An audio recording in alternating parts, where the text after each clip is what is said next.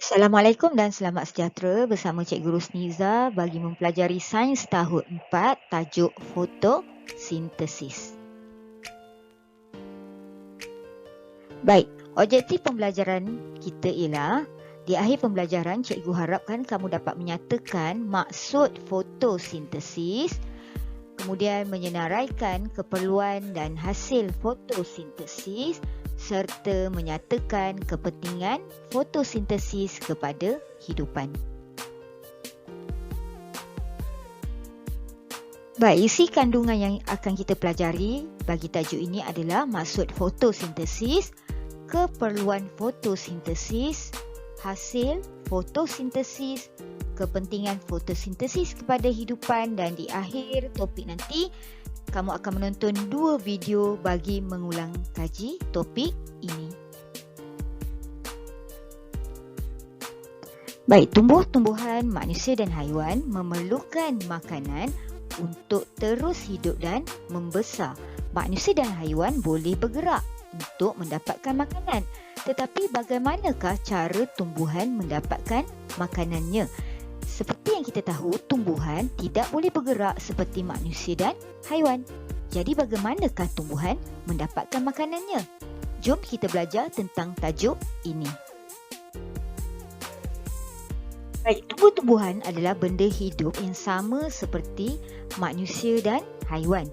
Tumbuhan tidak bergantung kepada organisma ataupun hidupan lain untuk mendapatkan makanan kerana tumbuhan boleh membuat makanannya sendiri, dan proses tumbuhan membuat makanannya sendiri inilah dinamakan fotosintesis.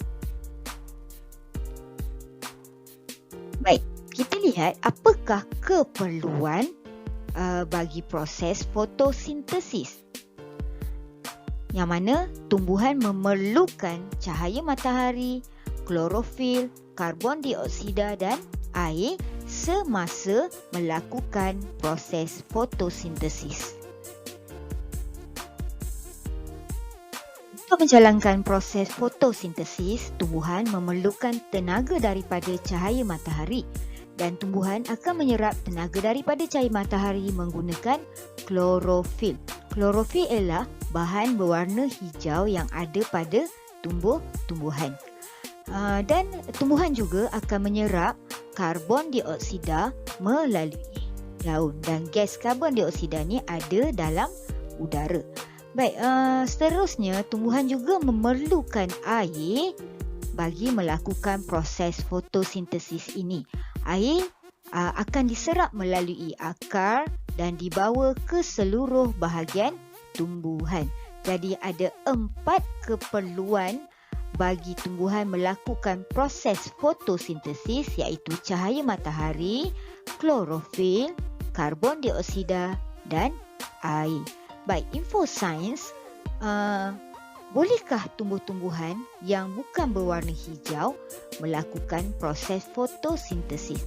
Baik, tumbuhan-tumbuhan yang bukan berwarna hijau juga sebenarnya boleh melakukan fotosintesis sekiranya tumbuhan tersebut mempunyai walaupun sedikit klorofil. Jadi, dia perlu ada klorofil, barulah ia boleh melakukan proses fotosintesis. Dan satu lagi perkara penting ialah semasa tumbuhan melakukan proses fotosintesis, 4 keperluan ni perlu ada. Jika salah satu keperluan ini tidak ada, tumbuhan tidak boleh melakukan proses fotosintesis. Baik, berikut adalah hasil daripada proses fotosintesis. Setelah tumbuhan melakukan proses fotosintesis, tumbuhan akan menghasilkan glukosa dan oksigen. Baik, klorofil menyerap cahaya matahari dan menukarkan air serta karbon dioksida kepada glukosa dan oksigen. Jadi, glukosa dan oksigen inilah adalah hasil daripada proses fotosintesis. Yang mana oksigen adalah gas yang dibebaskan melalui daun ke udara, dan glukosa adalah bahan yang terhasil sebagai makanan dan dia tersimpan dalam bentuk kanji, dan kanji ini pula tersimpan di dalam daun batang, akar, bunga, biji benih dan buah. Baik, apa dia glukosa? Glukosa ialah gula ringkas yang terhasil daripada proses fotosintesis, dan glukosa ini merupakan komponen asas yang membentuk kanji dalam satu kelas makanan yang dikenali sebagai karbohidrat. Fotosintesis dapatlah diringkaskan seperti yang berikut. Tumbuh-tumbuhan melakukan proses fotosintesis dengan menyerap karbon dioksida dan air serta dengan kehadiran cahaya matahari dan klorofil yang ada dalam daun. Maka tumbuhan akan menghasilkan glukosa dan oksigen. Jadi ada 4 keperluan tumbuhan bagi melakukan proses fotosintesis, iaitu karbon dioksida, air, cahaya matahari dan klorofil, dan ada 2 hasil daripada proses fotosintesis, iaitu glukosa dan oksigen.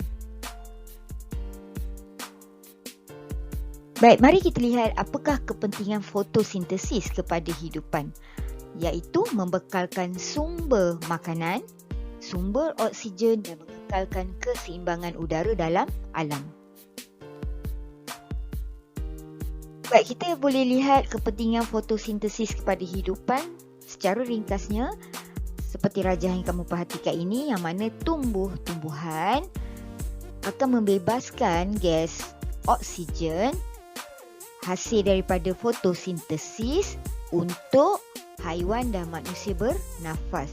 Dan glukosa yang tersimpan dalam bentuk kanji yang ada pada buah, batang, akar, daun menjadi sumber makanan kepada haiwan dan manusia. Dan haiwan dan manusia pula akan membebaskan gas karbon dioksida, dan ia memberikan tumbuh-tumbuhan gas karbon dioksida ni untuk tumbuhan melakukan proses fotosintesis. Jadi proses ini akan mengekalkan keseimbangan udara dalam alam. Baik, sebelum kita akhiri topik ini, kita ulang kaji semula tentang topik fotosintesis. Kamu tonton 2 video ini bagi memahami tentang topik ini.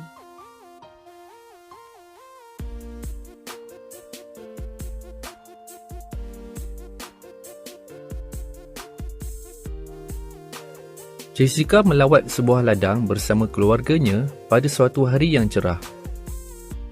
Selepas berjalan-jalan di ladang, mereka berasa lapar. Ibu menghidangkan sedikit salad, buah-buahan dan sandwich ayam untuk mereka. Jessica melihat beberapa ekor kambing sedang meragut rumput. Sambil tersenyum, dia berkata kepada adik lelakinya, "Jason, kita memakan snack dan kambing memakan tumbuhan. Saya fikir awak perlu berikan sedikit makanan awak kepada tumbuhan di sebelah awak." Seluruh keluarga mula ketawa. Pernahkah anda terfikir apakah makanan yang diperlukan oleh tumbuhan untuk hidup dan membesar? Manusia makan tumbuh-tumbuhan dan haiwan lain sebagai sumber makanan.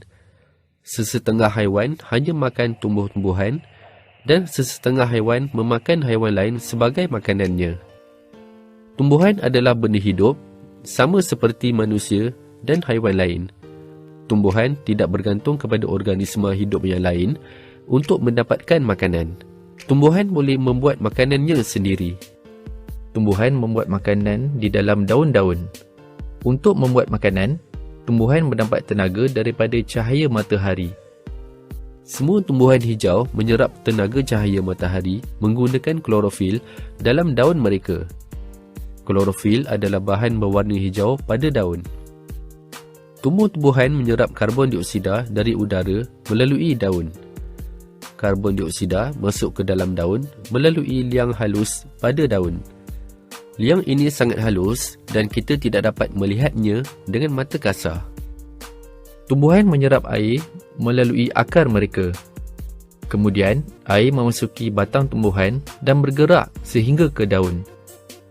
Untuk membuat makanan, tumbuhan memerlukan karbon dioksida dan air. dengan kehadiran cahaya matahari dan klorofil dalam daun.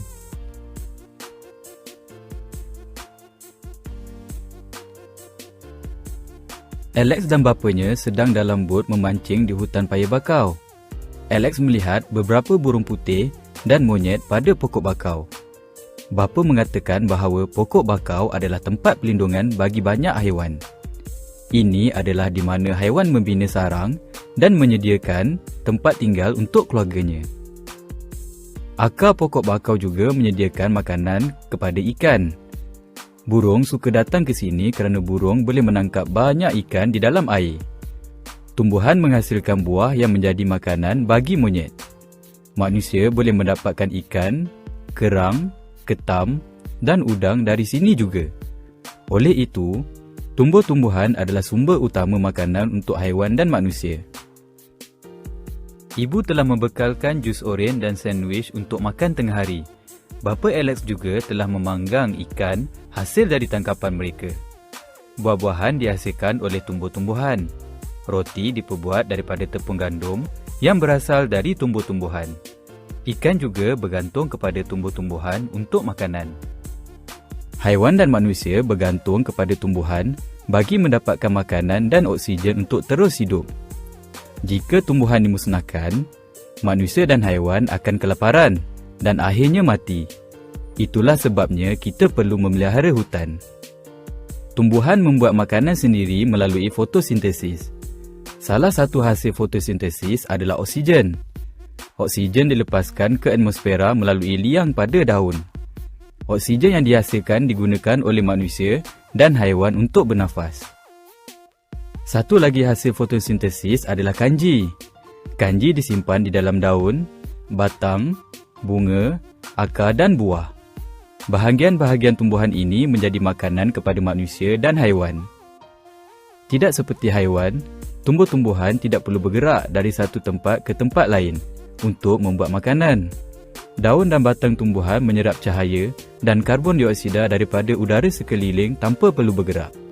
Akar tumbuhan tumbuh ke dalam tanah untuk menyerap air dan nutrien. Sekian saja tentang topik fotosintesis. Sila jawab soalan kuis yang cikgu sediakan bagi menguji pemahaman kamu tentang topik ini, dan kamu bolehlah rujuk buku teks muka surat 76 sehingga 84. Sekian, terima kasih.